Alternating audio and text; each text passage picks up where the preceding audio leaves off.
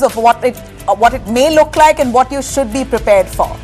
In our day tonight, we're going to take you through the India-UK deal. India now will have a free trade deal with the United Kingdom. After years, almost a decade of meetings and discussions later, it's finally become a reality. And finally, our viral watch, the Met Gala, where Indians have dominated. As always, the headlines. India-UK reach a free trade deal after 13 rounds of talks. Prime Minister Modi says historic milestone indeed. Nearly 10 years of discussions later, this has now become a reality. Post-Indus Treaty hold, India's untimely water release from Jammu and Kashmir dams have now triggered a flood alert in Pakistan. First, India withheld waters. Now it's pushing waters without information. Indian Air Force to conduct military drills along international border areas in Rajasthan. This is all part of the mock drill that will be carried out in the next 24 hours. In fact, the next 24 to 48 hours will be security drills happening pan-India, civilian defense drills and military drills in certain pockets. Attack on Pakistani army vehicle in Balochistan. 6 people, including an army officer, killed.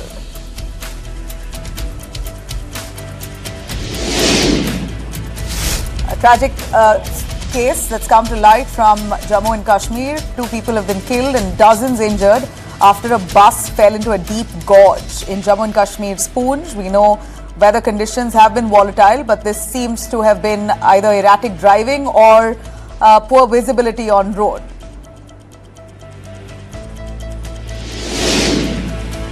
And here's a big blow to former Karnataka Minister Gali Janardhan Reddy, who's now been convicted along with 3 others in an illegal mining case. He's been sentenced to 7 years in prison.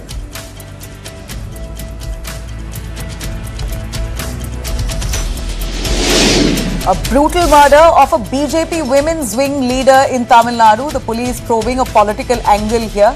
Of course, it's raised political heat considering Tamil Nadu goes into polls in 2026. Barely a year now away. BJP upping the ante. An FIR filed against VHP leader Sharan Pumpwell in Mangaluru over the district Bandh call that he and his people asked for. In fact, this comes after rowdy sheeter Suhash Shetty was murdered. You have the right-wing groups in Dakshina Kannada region up in arms, calling this an attack on Hindus.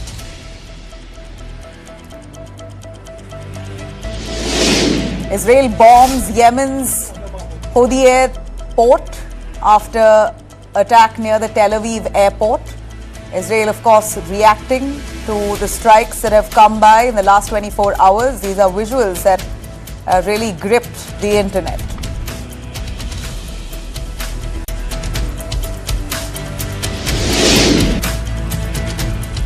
Now, every Indian is asking only one question.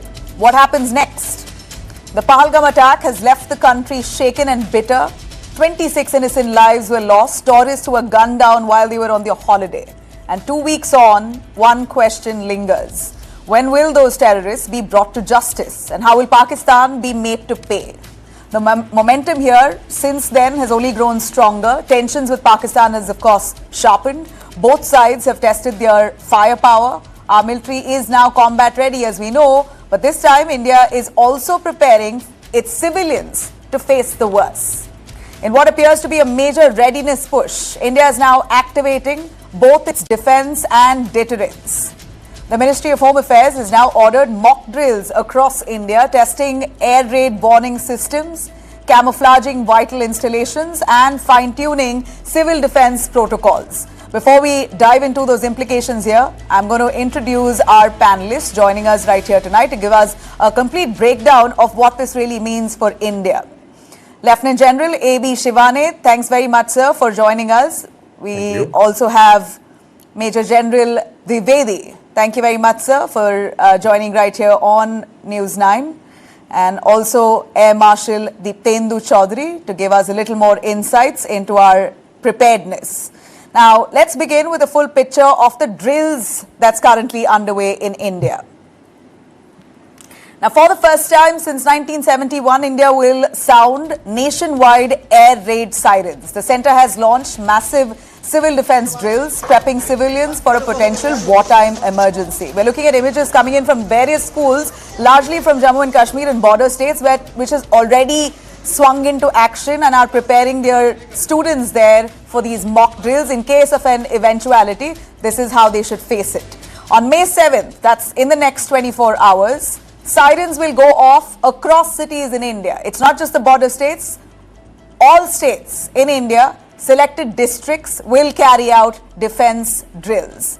Now, at this point, of course, the government, the Ministry of Home Affairs particularly, has asked states to carry out these mock drills where people will be alerted as to how to react if in case a war situation comes about. 7th of May, sirens will go off across cities. Of course, you shouldn't panic. It's a high-stakes readiness check. The trigger is the Pakistan-India tensions that has peaked after the Pahalgam massacre that's killed 26. Over 250 locations across 33 states and union territories have been activated, and that includes Delhi, West Bengal, Chhattisgarh, Assam, Punjab, Rajasthan, and many, many more. Now, these drills will simulate airstrikes, blackouts, and emergency response. Let me take you through, for instance, Karnataka. Mock drills will be carried out. That will be held in Bengaluru, Raichur, and Karwar. By 4 p.m. is precisely the time given for Karnataka and across other states as well. Raichur, remember, has a thermal power plant. Karwar in Karnataka houses the Kaiga nuclear facility, and Bengaluru is a national nerve center, which is home to ISRO, DRDO, and the Yalanka Air Force Base. It's of course also a tech capital. So this is one example that I've given of Karnataka. Similarly, exercises that's to be carried out across different states in India. Officials say if Pakistan retaliates, the conflict may not remain confined to the border. Metro cities like Delhi and Mumbai could be in line of fire, making civilian readiness non-negotiable. Now, Pakistan has already issued a warning of a swift and elevated response. This isn't routine as we see here. It's clearly serious. India is getting its people ready because when sirens wail, every second counts. In case of a full-fledged war and attack by the Pakistanis or retaliation to our attack by the Pakistanis. See, Air Force has long range. They can go to any extent. 500-600 kilometers deep inside is really easy for them. So therefore, we need to prepare our population to face up to these contingencies, to secure themselves, and also to ensure that the vital installations which are there located along the borders or maybe inside the depth are not impacted by their attack. So mock drills would involve several aspects. To start with, it involves preparing the civilians to take defensive measures to protect themselves and to protect their family members and friends who may be there with them. All right, that's one of the opinions that we have there, but I'm going to take it to our panelists right here. Lieutenant General A.B. Shivane, to give us a little more on the mock drills. Sir, your take on what India will see and witness. This is possibly the first time the current generation will witness something like this. Back in 1972, this happened.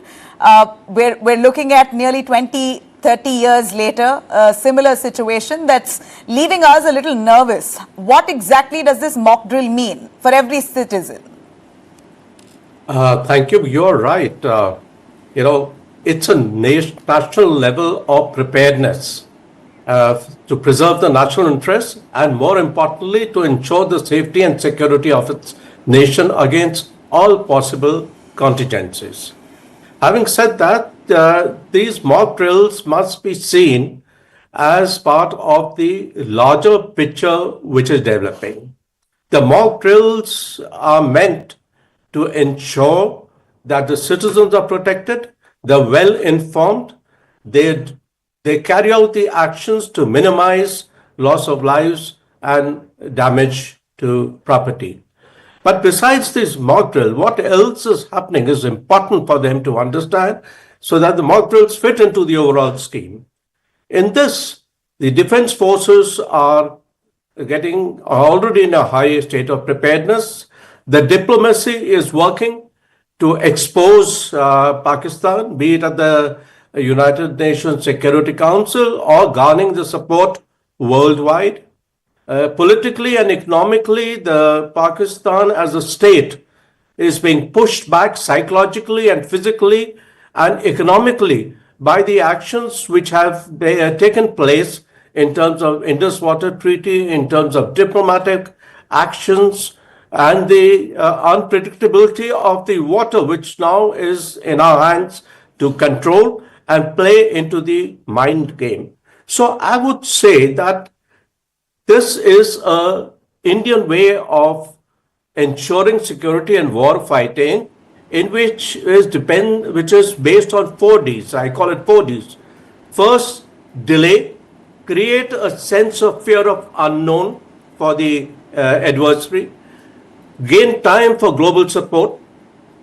Second, drain him out physically, mentally, stretch him out as such, make his resources be stretched, his economic thing, target his will, thereafter dislocate him mentally, physically, psychologically, and morally to create points of weakness.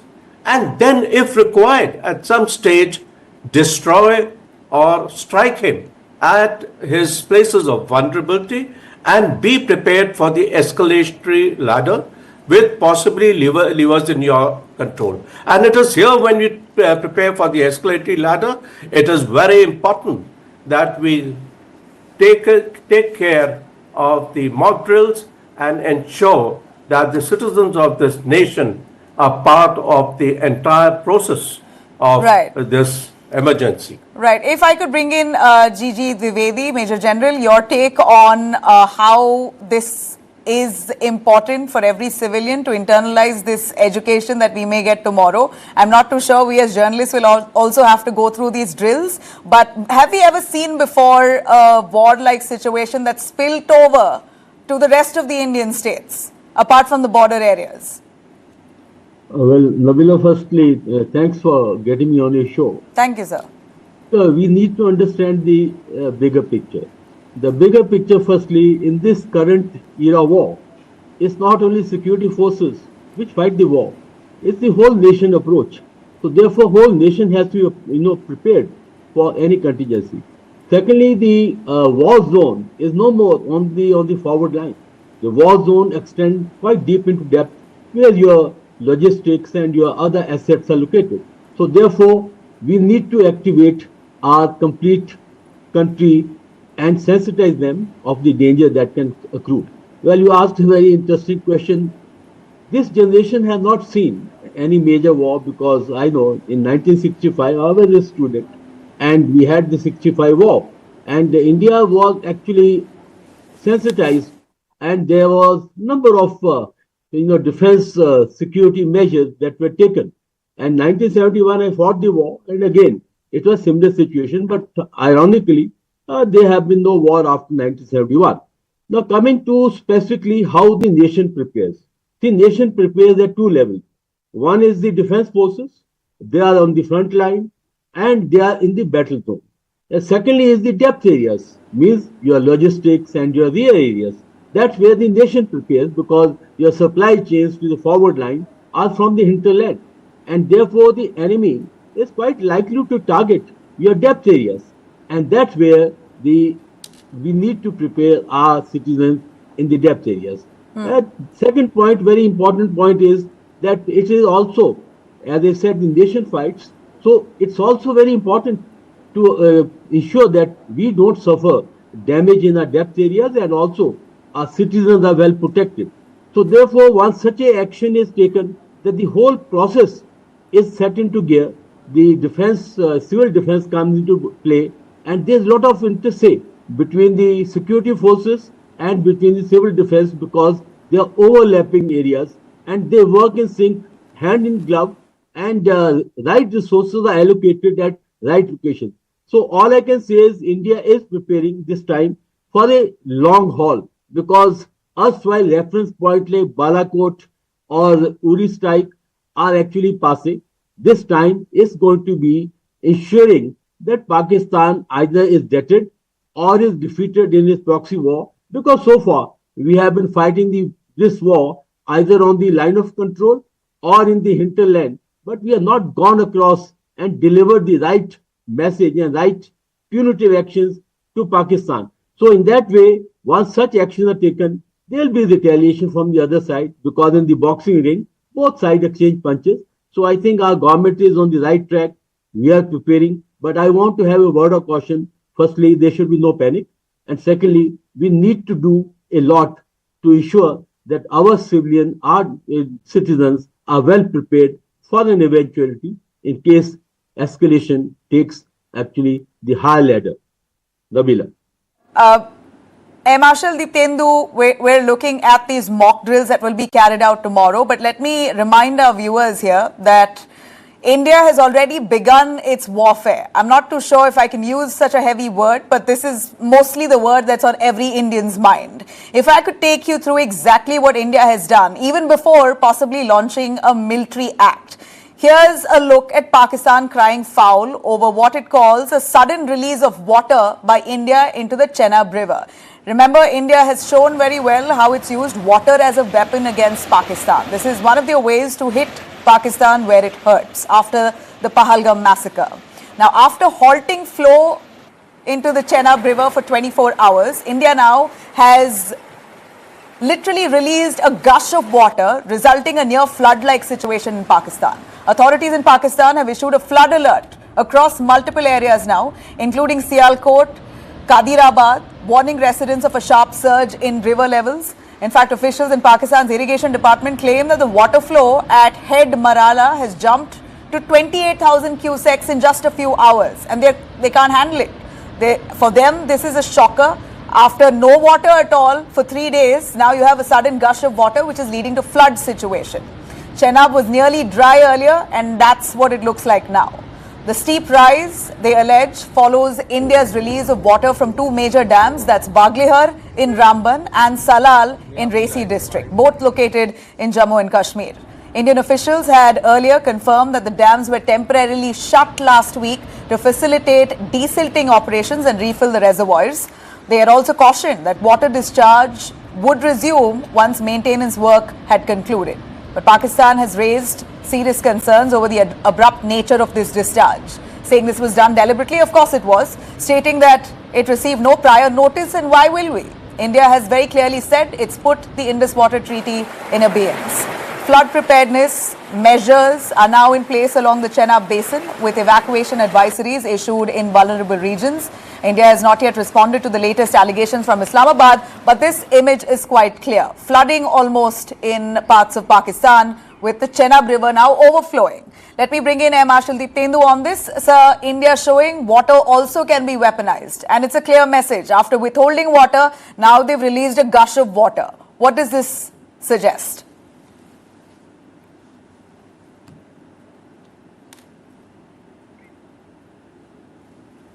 So I think you may have to unmute yourself.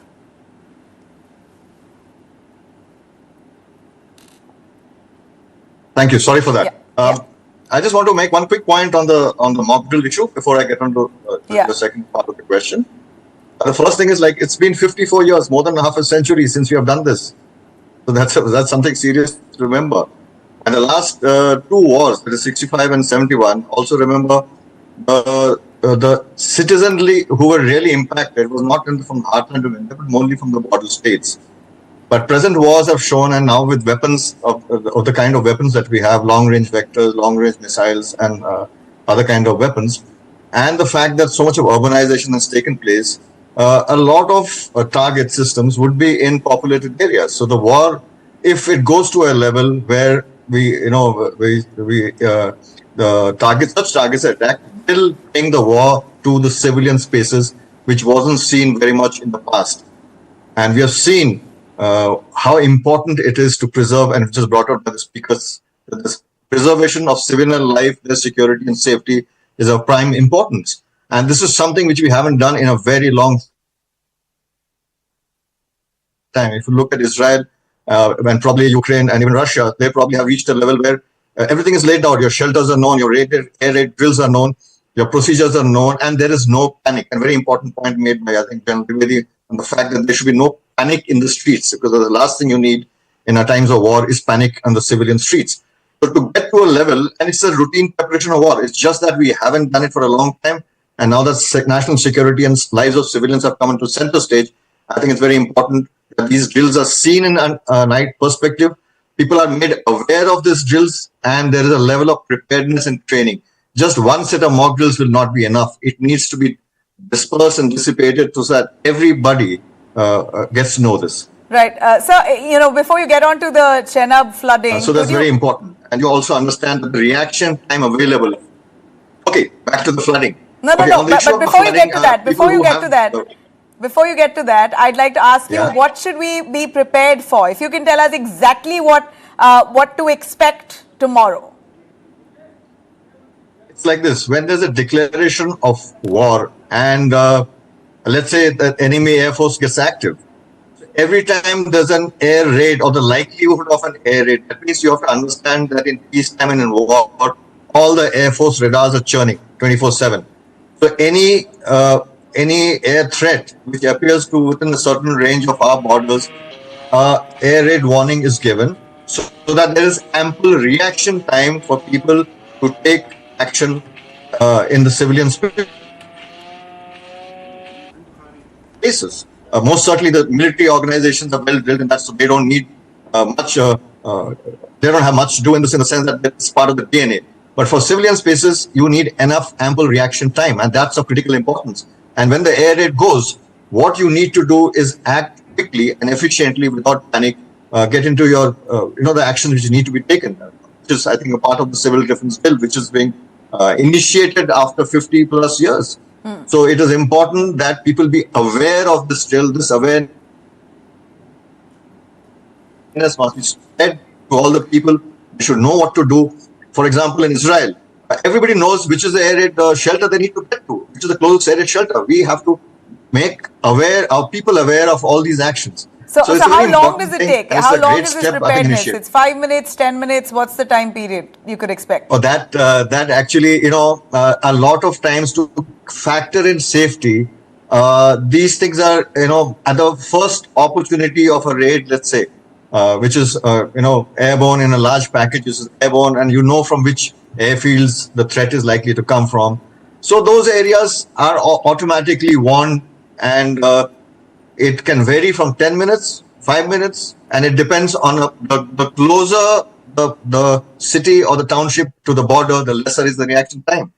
And consequently, depth targets or depth cities will have more reaction time, but the likelihood of depth ones being hit are also relatively lesser. So that is about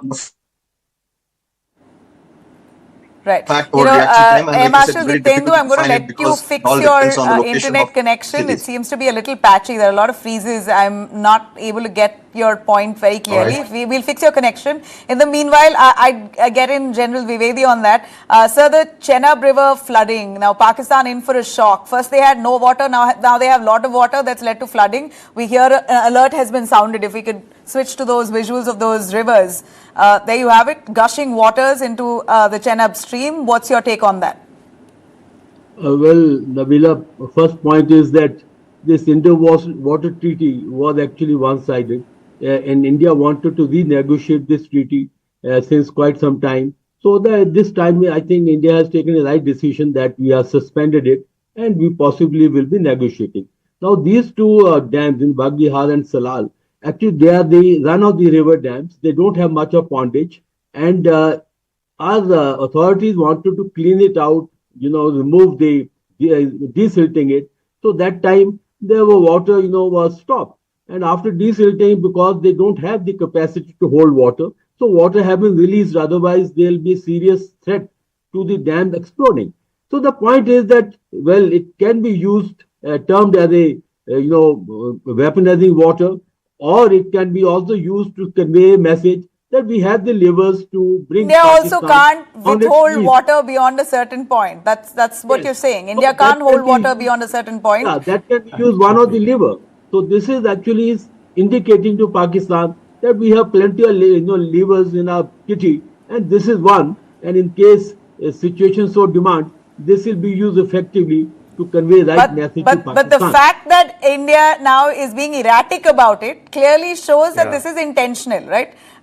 Yes, well, it's a absolutely. fact that we may not be able to hold water beyond a certain point, but being erratic is good enough to get them to their knees. Yes, absolutely, because this is a clear messaging that we have this tool, Upper Kitty, and this can be played out. This is only a warning shot, and in case need be, this can be actually made a very serious tool to mend Pakistan, to make Pakistan mend its ways. Nabila. General Shivani, your take on that? Pakistan now real-time monitoring the flood situation. We can't really tell. A lot of reports coming in as part of their news. Their news agencies have been putting out alerts saying there could be flooding, asking people from areas surrounding the river body to evacuate.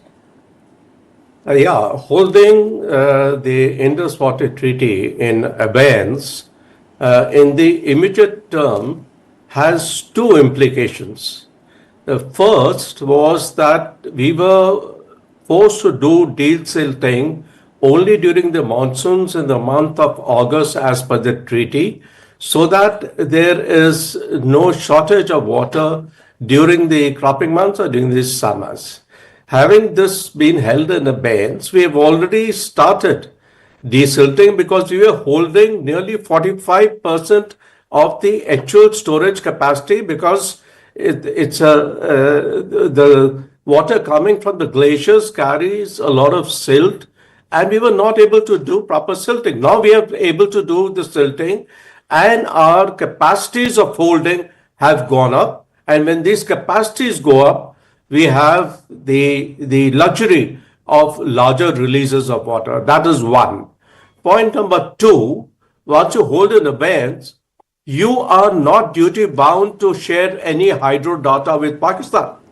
Yeah. Now that keeps them, It makes in them a vulnerable, sense, not knowing information of how much water. it's a fear of the unknown. Yeah. And we are playing into the fear of the unknown. Sometimes dry, and then a sudden surge, and this thing works in the mind of the citizens who are going to have this impact, and indirectly would be blaming the army for creating a situation and the state for creating a situation, because more than 20% of the GDP of Pakistan, particularly Punjab and Sindh, comes from the agriculture. Yeah.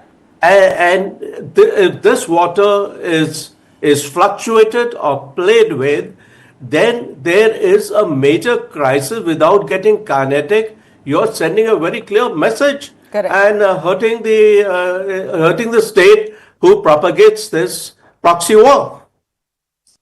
Over to you. Air Marshal Deeptendu, if you could add a point on India using water as a weapon. This visual here is very telling. A gush of water that's now gone in from the Chenab River. India releasing that water after withholding it for over 24 hours. That's now got them vulnerable and asked for a real-time monitoring of flood situation. So my simple point on this is the fact that dams and routinely which store water routinely time their storage and release depending on the season and the storage capacity. And the fact that right now we had an opportunity to do this and the desilting has taken place, what is actually being seen is just the timing of it. It makes it look, adds to the effect which was brought out, adds to the narrative. But besides that, this is not really what we have actually gotten down to. If we really get serious about the water war, this effects will be certainly much more. And on, if I may say, on our call. But that is something. It's given a sense of things to the adversary. And that is more important right now. We hear India is now planning a massive dam that we are preparing to construct. That's going to take a lot of money and a lot of time. But this is a statement right in time? Again, optics of it. I think I think this is the time. I think Pakistan needs to understand that India is a country with enormous capacity, and we are here in for the long haul. And we have the capacity to build dams and carry out economic and infrastructure development, which they don't. So it's a messaging in a lot of ways, and I think timing-wise, it's excellent. Right. All right. Now, speaking of allies that India may have, we saw the kind of support that Pakistan got just with posturing. You had Turkey's frigate warship that moved towards Pakistan in a show of support. India now seeing that kind of support from the United States. If I could take you through the ally that India has in the form of United States, who stood solidly with India in this time of crisis in a big show of support after the Pahalgam terror attack. US House Speaker Mike Johnson has declared that the Trump administration will back India with energy and resources if needed in its fight against terrorism. Addressing a congressional briefing on the Capitol Hill, Johnson said America will do everything possible to support India as it stares down escalating threats. Listen in. We have great sympathy for what's happening over there, and we want to stand with our allies. I think India is a very important partner to us in so many ways. And India has to stand against terrorism there as well. We'll do everything we can in the U.S. to support those efforts. And I think that's all part of this relationship as it develops. The Trump administration clearly understands the importance of that relationship and clearly understands the importance of the threat of terrorism. And so I think if that threat is increased, I think you'll see the administration. My belief is that they will focus more energy and resources and time to help assist with that. That's certainly our hope. So. Well, earlier, U.S. Secretary of State Mark Rubio had called External Affairs Minister S. Jaishankar, urging calm and dialogue between India and Pakistan. But Jaishankar made India's position clear. Peace is impossible without justice, and those behind the Pahalgam massacre must be held to account. With Washington now pledging resources and political backing, India's push for accountability is now gaining powerful allies. Let me take it to General Vivedi on this. Sir, we see United States has been a little wobbly over the years. You know, in 1971, they supported Pakistan. They sent a fleet of ships to aid Pakistan at that point. Can we really entirely trust the United States this time? Well, Nabila, you're right. When during 70th war, the war which I fought, the 7th Fleet was in the Bay of Bengal, and Pakistan was getting full support from US. But thereafter, I think after the Cold War, and things have changed over, I think, entirely. You know, in last about 20 years, Indo-US relations have grown in all spectrums, whether it is economic or military. And militarily, especially, we have signed 5 important agreements with America. They cover the logistics, they cover the signal communication, they cover intelligence sharing. So all these actually make us, we are the strategic allies, and we have special status as a non-NATO member. So I think the Americans will come into play, and they have initially also did share the intelligence sharing. So I think the American support will be there as on required basis. Well, I think the current situation is quite different. Yes, as far beyond that, we are also Quad partners. Japanese have, they have responded very favorably. They have come forward and they have extended full support. Israel is there. But one point on Pakistan, you know, Pakistan-China has a very deep-rooted relation. Our defense attaché in China, and there's a parallel channel between the PLA and the Pakistan Army. So they have a lot of give and take. And more than that, the Chinese have invested a lot in Pakistan, about $60 billion of China-Pakistan economic corridor. And interestingly, Chinese PLA soldiers are in, POK. They are in these couple of areas guarding the assets. And they also report that they are also guarding some assets in Gwadar. So I think we need to be very concerned about the Pakistan-China, how that is playing out and how Turkey is playing out. But all I can say is that when we are militarily strong, we can take on Pakistan any day of the year, and we have overwhelming edge over them. I think we need not be so worried. It is Pakistan which is actually told on the hot plate. They are now going to UNSC, they are going to all the allies. They are the people who are so worried. I think we should focus on our defense. Yes, diplomacy and defense go on together. But here, as we are strong, we have the ability to take action. We have the ability to raise the level. We have the ability to escalate. And Pakistan fully understand because they lost 2 wars squarely. And in case they come friendly, they will lose this war also. And that is well known to the Pakistan hierarchy. And in fact, there is a lot of dissent among the younger people that they are not fully prepared to fight India. And this is a good opportunity to twist the Pakistani tail. Right. Marshal Diptendu, the United States right now is selling F-16s to Pakistan and at the same time fighter jets to India. It's about leveraging their equation on both ends. So when United States says that we will give you resources to counter terror, can we entirely rely on America? It's ironic, and if we go back in history, just before the 1962 war, we had a fair amount of support from the US and the UK. That is time the whole equation changed thereafter because there was this push by the US at that time to stop the spread of communism. And so when China came in, they came to pretty much to India's assistance in whatever way they could. But by 71, things turned around. There was a rapprochement between the USA and China, and things turned around entirely different. And we had Russia coming to our assistance. Even when the US fleet came in, actually the Russian fleet were already there. And in fact, there's a story which goes that the British Navy, the Royal Navy fleet which was there was a transmission which came out that the Russians are already here.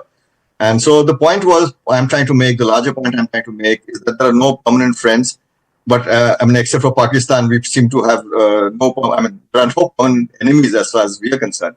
But the fact is that the kind of aid which comes, weapons it takes a long time. Purchase of weapons, getting used to, integrating that weapon system, it's a different aspect. But the US has kept the armament supply to, especially from the Air Force point of view, the F-16s, with Pakistan going for a long time, because at the end of the day, US still looks at Pakistan as a possible long-term strategic partnership, especially in the China-Pakistan proximity which was built up. So and they are keeping both their bases Afghanistan, covered. to have access to Afghanistan as well. Yeah, absolutely. So they are keeping their options open. So when it comes to the aid in terms of, yes, things like energy, yes, it most certainly makes a difference.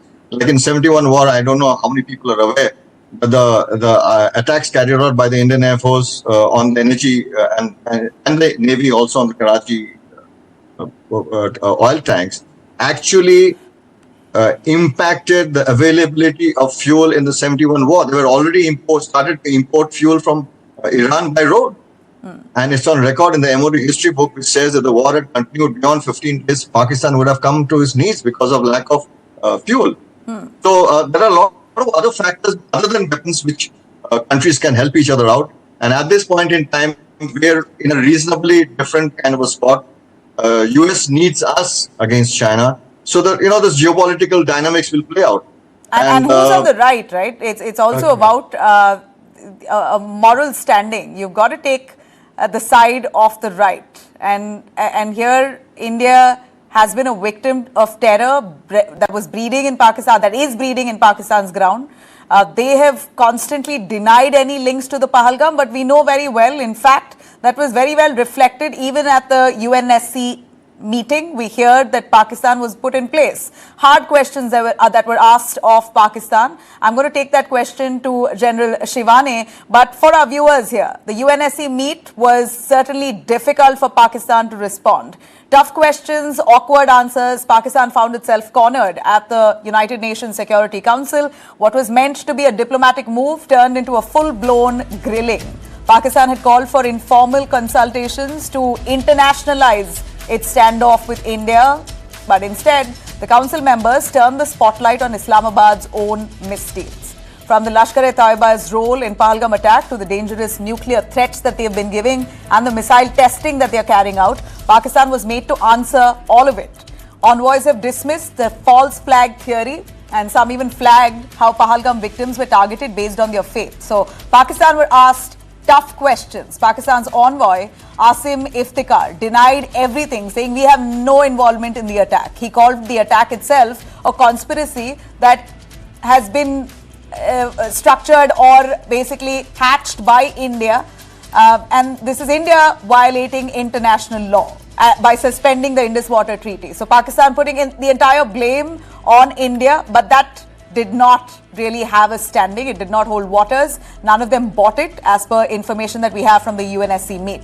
The damage is, of course, already done. The world wasn't really convinced with Pakistan's version. Pakistan's bid to shift global opinion spectacularly backfired. General Shivani, your take on this. UNSC now asking tough questions of Pakistan because this victim card that they play often, saying that they are being victimized by India, did not hold good. We've heard enough and more versions coming in from the UNSC that Pakistan was really asked some hard questions and they were left scrambling. Absolutely. So I'll answer you in two parts. The first part is shaping the international environment, which we just were discussing.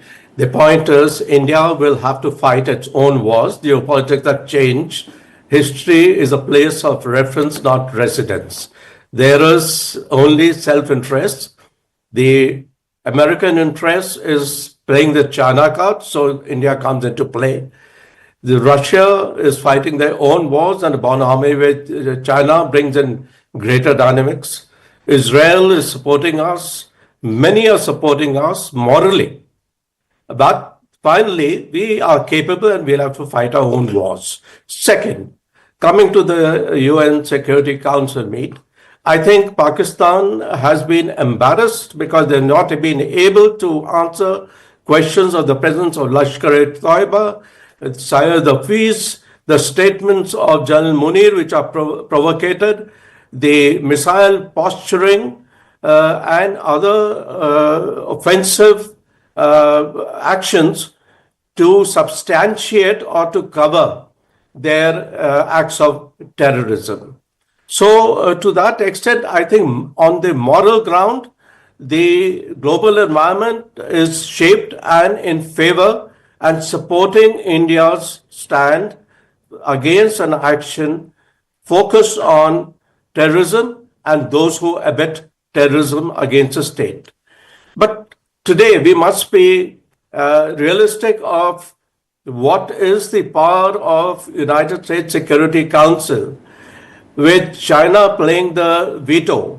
So I'm afraid finally whether a statement comes from United States Security Council, it'll be very much on something of the line that we condemn terrorism and acts of terrorism without naming Pakistan, and we support India in its anti-terror thing and call for peace and truce for a peaceful resolution of such a thing. Because China is going to play the veto card to not let it point a finger by the name of Pakistan. So at the end of it, we have to fight our own wars. We have created the conditions, external conditions. We have sensitized the world globe.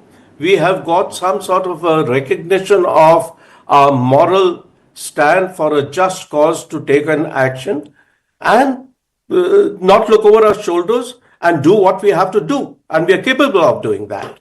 And that's what's making Pakistan clearly jittery now, as we see Pakistan at this point on the edge. Its Defense Minister Khwaja Asif has just raised an alarm, warning India could strike any moment. This is what Pakistan has been sounding to their people in different interviews. You have their leaders saying India could strike any moment. That's their guilt, and the fact that they're jittery shows very clearly in multiple of those interviews that he's been giving to various platforms internationally. Calling this a crisis waiting to erupt, Asif has accused Prime Minister Modi of pushing the subcontinent toward a nuclear flashpoint for political gains. He's even demanded an international probe to Pahalgam attack, hinting that India or an inside group could be behind it, but we are not. A claim that reeks of deflection and desperation here. In another warning, Khwaja Asif, the Defence Minister of Pakistan, has dared India to attack, saying if Pakistan's existence comes under threat, nobody will survive in the world. Here's what he said. हम अगर हमारी existence खतरे में पड़ी, हमारे खिलाफ इस किस्म का कदम उठाया गया कि पाकिस्तान को जो है खुदा न खास्ता जो है हमारी जो एग्जिस्टेंस है वो खतरे में हुई, तो फिर जो है अगर हम नहीं तो कोई भी नहीं है फिर. Well, there you have it. A quick word from General Vivedi on this. Pakistan sounding an alert that India is going to strike any moment. These are jitters. That's loud and clear with his words. Absolutely, Nabila. There is a panic inside Pakistan, especially the Pakistan army. They know that they cannot face India. And Pakistan is known to raise the bogey of nuclear arsenal. Well, that is all their big tall talk. They cry wolf. But the point at issue is Pakistan did not expect that India is going to give a very long-term response, and it has to be multi-directional, multiple, national power will come into play. It is being done at the diplomatic level, economic level, and of course, a time will come when kinetic response is given. All we can say is that Pakistan is in really logjam. They have bitten more than they could chew. And the time has come that either they mend their ways or they face the music, and most likely they won't mend the ways. They will face the music. They will face defeat, no doubt about it. And this will be a turning point as far as the world is concerned. The terrorist center, the hub of terrorism, Pakistan, actually will learn a lesson that will not be only good for region, but also for the globe per se. Nabila. You know, I'd like to tell our viewers that Pakistan isn't ready for a war. And if I could really give you some clarity on why I say that, I will bring my panelists to give us an answer to what our survey suggests. Desperate roar here from a cornered rival. Pakistan may be talking tough, but its war chest is dangerously hollow. Facing India's combat-ready posture, Pakistan has jacked up its defense budget by a staggering 18%, crossing 2.5 trillion rupees for 2025-26. That's the second biggest chunk of its national spending. But behind the bluster, Islamabad's war reserves are running dry. Despite back-to-back hikes, nearly 15% last year too, Pakistan's military is now reportedly staring at a crippling shortage. Its reserves, sources say, won't last beyond 96 hours of high-intensity warfare. And that's just 4 days. Because Pakistan sold off critical artillery stock, 155mm shells, 122mm rockets, all for quick cash through arms deal that they carried out with Ukraine and even Israel for money at that point. What remains now with them is barely enough to sustain a short burst, let alone a drawn-out war. This shortfall is especially damning for a military that banks on quick mobilization to counter India's sheer size. With empty ammunition shelves now and rising debt, Pakistan's preparedness, as they call it, looks more like panic spending. Meanwhile, its economy, already gasping despite IMF bailouts, it's now taking another hit. With tension soaring now, the cost of saber rattling might just be too high for Pakistan to pay. How long before this bluff is seen? The world, of course, is looking through Pakistan's lies and posturing. They really aren't fit enough to stand against India. And to get us a little more on that, Air Marshal Dipendu, your take on Pakistan not having enough ammunition. What are they positioning and angling for? I know that they've got to show a confident, defiant front, but they can't sustain 4 days of intense war. No, it reminds me of something which I've seen in a movie long back, where somebody's got into a fight and doesn't have the capability to fight. So he yells at his friends, hold me back, otherwise I'll, get into this and, destroy the other guy. Simply because he knows he can't fight the other person.